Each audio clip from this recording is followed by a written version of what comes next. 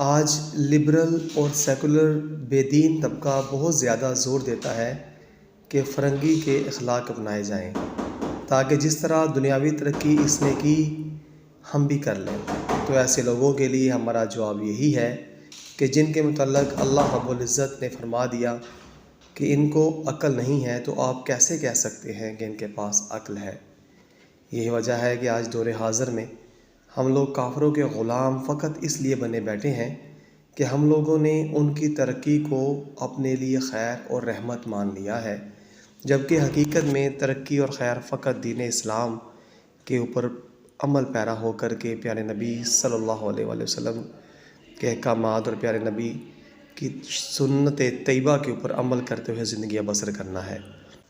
مگر دکھ آج اس بات کا ہے کہ جیسے جیسے ہمارے ملک کے اندر کافروں کی تعلیم عام ہوتی جا رہی ہے، ویسے ویسے ہم دین سے دور نہیں، بہت دور ہوتے چلے جا رہے ہیں۔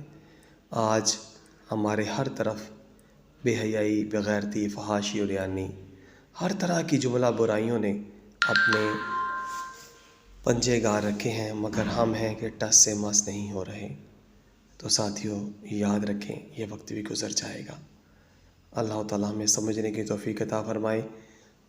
جتنا ہو سکے اپنے بچوں کو دین سکھائیں، کیونکہ یہ مسلمانوں کے بچے ہیں، اور مسلمانوں کے بچے اس وقت ہی مسلمان ہوں گے اور مسلمان رہ سکتے ہیں جب وہ تعلیمات اسلامیہ کے نور سے روشن ہوں گے۔ اس کے علاوہ اور کوئی حل ہے ہی نہیں۔ اللہ تعالیٰ ہمیں سمجھنے کی اور سمجھ کر عمل کرنے کی توفیق عطا فرمائے۔ آمین یا رب العالمین۔